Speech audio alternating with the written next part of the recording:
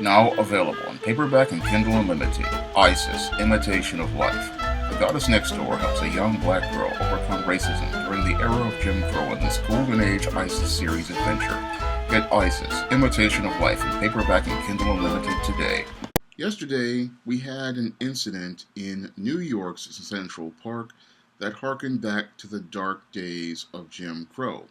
Now, this white woman, Amy Cooper, was walking her dog off a leash in the Ramble of Central Park, a place where people are required to have their dogs leashed. And a bird watcher, Christian Cooper, with no relation, a black man, told Amy Cooper that she shouldn't have her dog off the leash. And as a reaction to this black man telling this white woman, Amy Cooper, not to do something, your Amy Cooper decided to take out her cell phone and decided to threaten the black man, saying that the black man was threatening her life as she was calling the police. Now, when I take a critical examination of this incident, which happened here in left-leaning New York, which is all filled with all of these so-called tolerant people, it shows me that your left-leaning New York with all the tolerant people is no different than any town in the so-called Jim Crow South as relates to black men. And the racism that Christian Cooper encountered is quite troubling because it shows us how out of control America's white females have been and how we are in the middle of an extremely disturbing trend as related to America's white females and how completely out of control their behavior is. Because this isn't the first incident to happen in left-leaning New York City regarding a white woman calling the police on an innocent black man. In fact, just a few months ago, or even a year ago, we had another white female who decided, after a black boy brushed up against her, to go out here and call the police and make an allegation, I believe at the time, that she was sexually assaulted by the police. And this utilization of the police as a weapon is quite troubling because it harkens back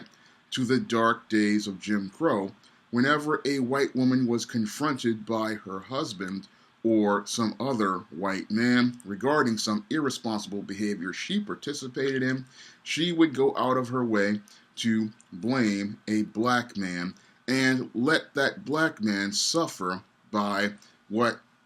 being lynched or arrested for whatever crime that she alleged happened that actually didn't happen. And this was all because this white woman's word was taken as truth. And we see from the recording that your Christian Cooper, thank God, was able to make, that we cannot trust and believe everything that these white women say, even though this is the new standard of the law of the land established by that verdict in the Bill Cosby conviction, because that verdict establishes that we have to trust and believe everything a white woman says, and we see, based on the hard evidence in Christian Cooper's video, we can't trust and believe everything these white women say, because these white women, they will go out here and lie and say that they were being attacked by a black man, even though there was no crime committed except by this white woman. And this white woman, Amy Cooper, clearly committed a crime right there because she was walking a dog off the leash. But the thing that got her upset was the fact that this black man was telling her what to do. And when it comes down to most of these racists out here, they don't like the idea of being told what to do by a black man, because the whole idea of a black man having power over them, this is the thing that upsets the most. And what upset your Amy Cooper the most was the fact that this black man was challenging her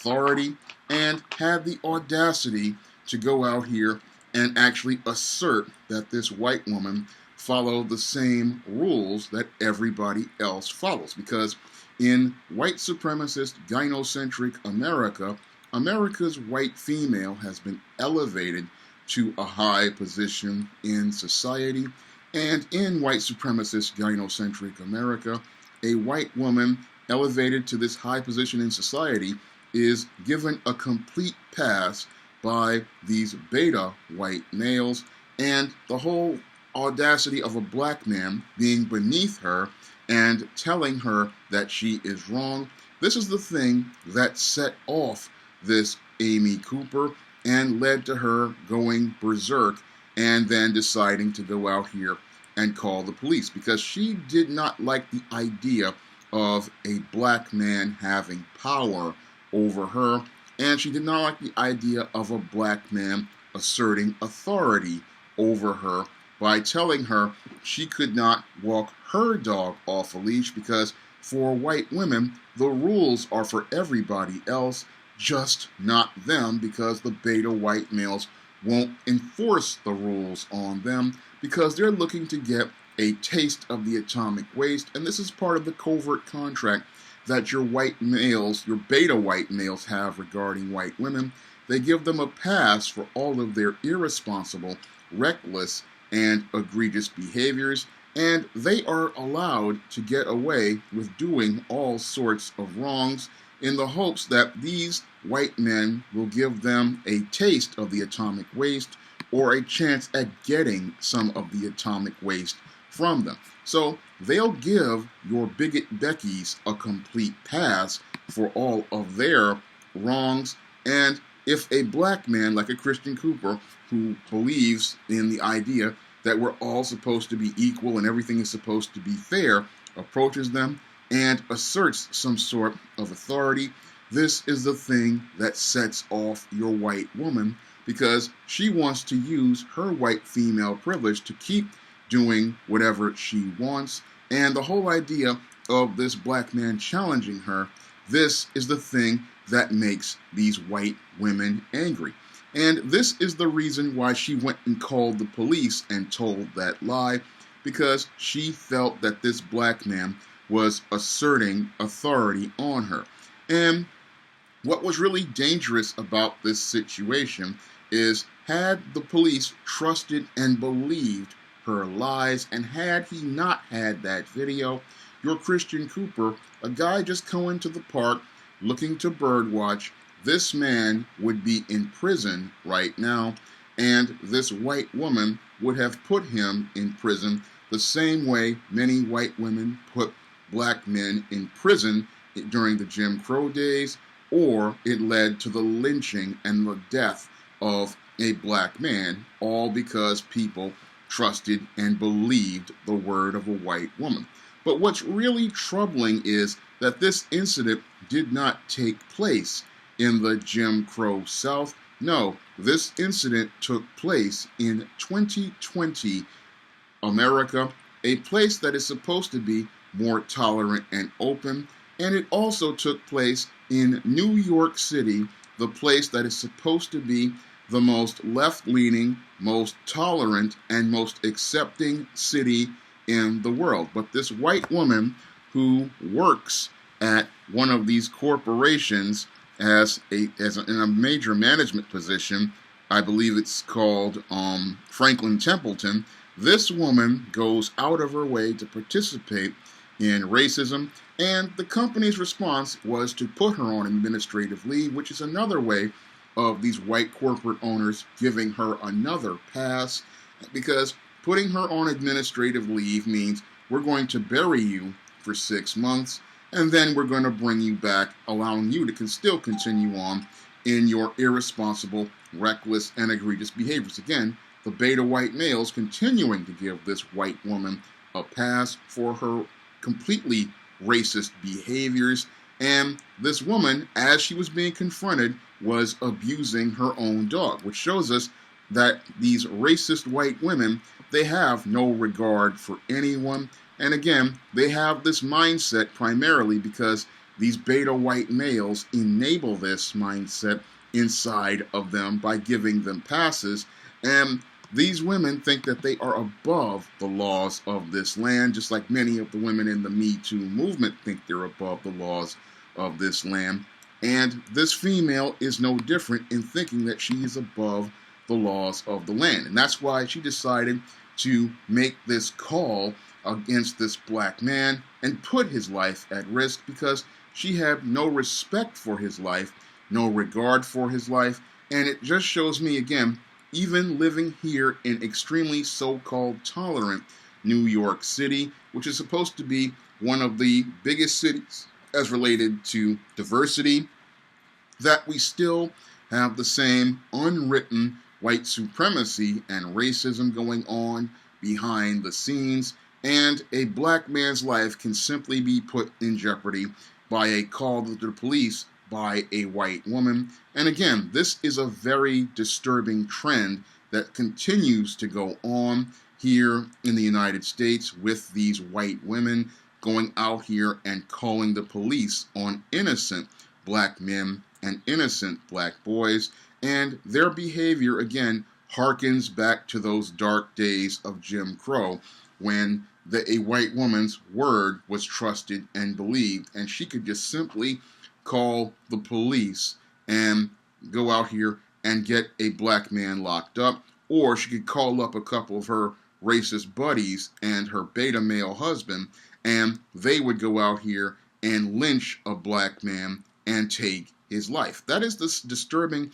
direction that this country is going in, and people are not taking a critical examination of how their behaviors today are mirroring the behaviors of their great-grandmothers, and these white females are acting just like their great-grandmothers, instigating violence against black men because they couldn't get their way, or because they wanted to get attention from white men. They go out here and instigate this terrorism against black men. And again, this incident was really troubling, because in this incident, your Amy Cooper, she felt that she could not go out here and do whatever she pleased, and she was upset about the whole idea again about this black man asserting authority over her. And that's the thing that triggered your Amy Cooper in this incident. She was triggered by the idea that this black man was going to tell her what to do. Because had that been a white man, I guarantee you that your Amy Cooper would not have gotten in that man's face. She would not have called the cops on him, and she would not have willfully and intentionally told a lie regarding a white man. No, she knows that if she challenges a white man's word is higher than hers,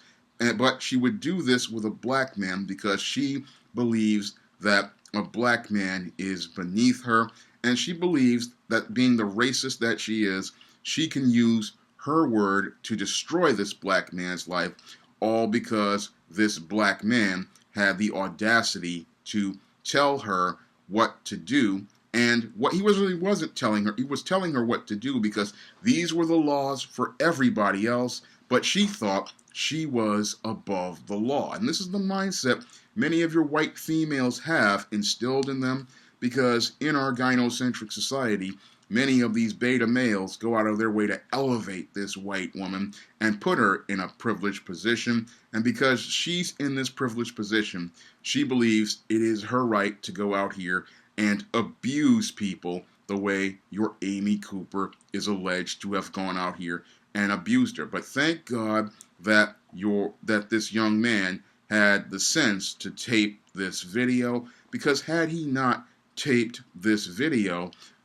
this man could have been in Rikers Island right now, waiting for his arraignment and possibly winding up with a record, all because he made the unwritten social mistake of trying to tell a white woman that she was wrong, and telling a white woman that she couldn't do something here in America, even though it was illegal for her to do that. If you want to pick up some of my positive black fiction, like the ISIS series, the E-Steam series, the John Hayes series, and the Smith-Dorrella trilogy, you may do so by clicking the links in the description box. And if you want to learn about the dark days of Jim Crow, you can pick up my book, ISIS Imitation of Life, on Amazon.com in paperback and Kindle format. That's all I have to say for this video. You can comment, rate, and subscribe.